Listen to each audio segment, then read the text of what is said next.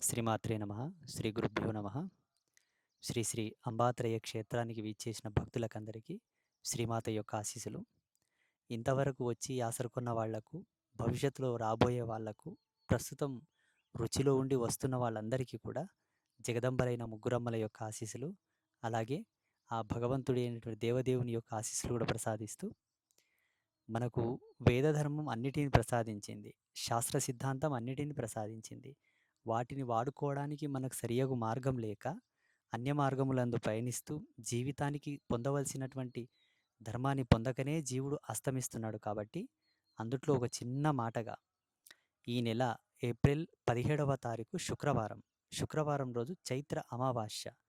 మంగళవారం అమావాస్య వచ్చినా, శుక్రవారం అమావాస్య వచ్చినా, ఆదివారం అమావాస్య వచ్చినా విశేషమని చెప్తారు. అదేవిధంగా మంగళవారం, శుక్రవారం, ఆదివారం చంద్రగ్రహణం వచ్చినా, సూర్యగ్రహణం వచ్చినా విశేషమని చెప్తారు. అదేవిధంగా మంగళవారం, శుక్రవారం, ఆదివారం పౌర్ణమి వచ్చినా విశేషంగా చెప్తారు. కాబట్టి అందున చైత్ర అమావాస్యకు శాస్త్రంలో చాలా పెద్దపీట వేశారు.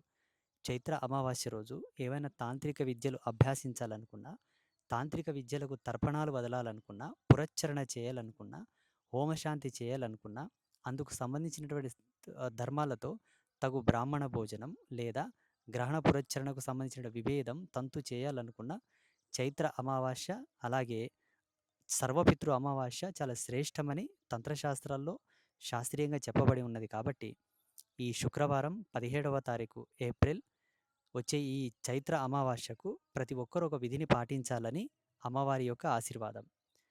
మీకు సమీపంలో ఏదైనా అమ్మవారి ఆలయం ఉన్నా, ఆంజనేయ స్వామి ఆలయం ఉన్నా, లేదా భైరవుడి ఆలయం ఉన్నా తక్షణమే వెళ్ళి ఉదయం 6 గంటల నుంచి సాయంత్రం సూర్యాస్తమయ్యే లోపే బూడిది గుమ్మడికాయ దీపం పెట్టండి. లేదా బూడిది గుమ్మడికాయ దీపం పెట్టకపోయినా గుమ్మడికాయ చేత్తో పట్టుకొని మనసులో ఏదైనా సంకల్పం చెప్పుకొని ఆలయం చుట్టూ 5 ప్రదక్షిణలు చేసి దేవాలయం బయటికి వచ్చి పునః సంకల్పం చెప్పి గుమ్మడికాయని కొట్టండి. తద్వారా శీఘ్రమే మీ అభిష్టం నెరవేరుతుంది. మీ పైన ఉన్నటువంటి ప్రయోగ బాధలు, దిష్టిదోషం, నరఘోష, అలాగే దీర్ఘకాలికమైనటువంటి రోగబాధలు, రుణబాధలు అన్నీ తొలగిపోయి కార్యసిద్ధి చేకూరుతుంది. సంకల్ప సిద్ధి నెరవేరుతుంది. ఈ అమావాస్యను, ఈ శుక్రవారమును ప్రతి ఒక్కరూ సద్వినియోగం చేసుకోవాలని చెబుతూ శ్రీమాత అనుగ్రహ ప్రసాద సిద్ధిరస్తు తదాస్తు.